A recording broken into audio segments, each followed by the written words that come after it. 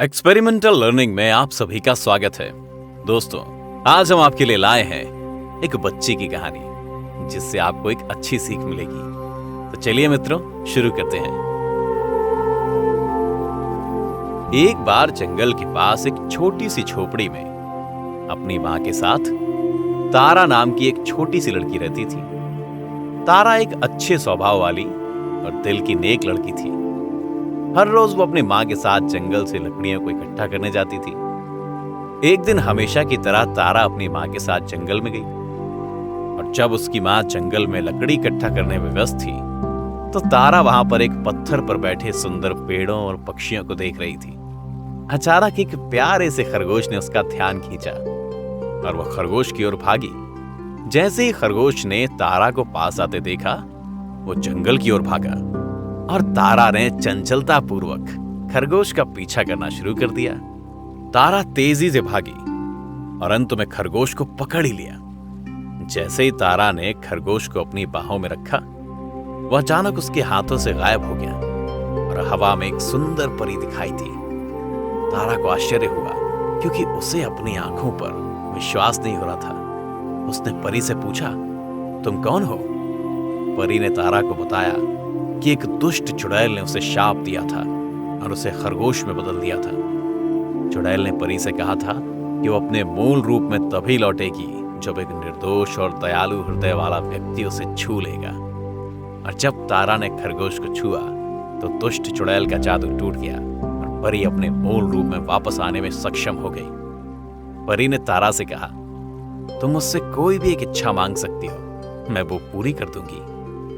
तारा एक शब्द भी नहीं बोल पा रही थी क्योंकि उसने अभी जो भी देखा उस पर उसे विश्वास नहीं हो रहा था।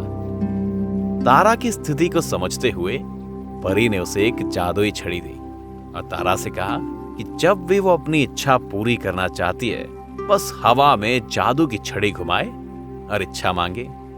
उसकी इच्छा एक बार में पूरी हो जाएगी। परी ने तारा से कहा कि केवल एक ही इच्छा पूरी होगी और वो गायब हो जाएगी। तारा खुशी खुशी अपनी मां के पास गई और लकड़ी इकट्ठा करने के बाद वो वापस घर में चली गई। वहां पहुंचने पर तारा ने अपने घर के सामने एक बुरी तरह से घायल छोटे हाथी को पड़ा देखा। तारा दौड़कर हाथी के बच्चे के पास आई और उसने देखा कि उसका बहुत खून बह रहा है और वो दर्द में रो रहा है। तारा को समझ में नहीं आ रहा था कि वो उस हाथी की मदद के लिए क्या करे। अचानक उसे परी द्वारा दी गई जादू की छड़ी याद आ गई और वो खुशी के मारे उछल पड़ी। तारा ने जादू की छड़ी को हवा में घुमाया और जादू की छड़ी से हाथी के बच्चे को ठीक करने और दर्द से राहत देने के लिए इच्छा मांगी। अचानक हाथी का घाव गायब हो गया और वो खुशी से नाच रहा था। तारा को अच्छा लगा और वो हाथी के बच्चे की मदद करने में सफल हो पाई। परी तारा के सामने प्रकट हुई और उसे बताया कि वो तारा की दयालुता से प्रसन्न है और उसे दुनिया की सारी धन दौलत प्रदान कर दी। इसके बाद तारा और उसका परिवार खुशी खुशी अपना जीवन व्यतीत करने लगे। तो दोस्तों, इस कहानी से हमें ये सीख मिलती है कि हमें हमेशा दूसरों की मदद करनी चाहिए, बगैर अपने स्वार्थ के बारे में सोचें। क्योंकि अगर हम किसी की मदद निस्वार्थ भाव से करते हैं तो भगवान हमें उसका फल अवश्य देते हैं और हम जीवन में हमेशा सफल होते हैं। तो दोस्तों, आज के लिए इतना ही। उम्मीद करते हैं कि आपको इस कहानी से अच्छी सीख मिली होगी। हमारे चैनल को लाइक करें और सब्सक्राइब जरूर करें और बेल आइकन को जरूर दबाएं। धन्यवाद।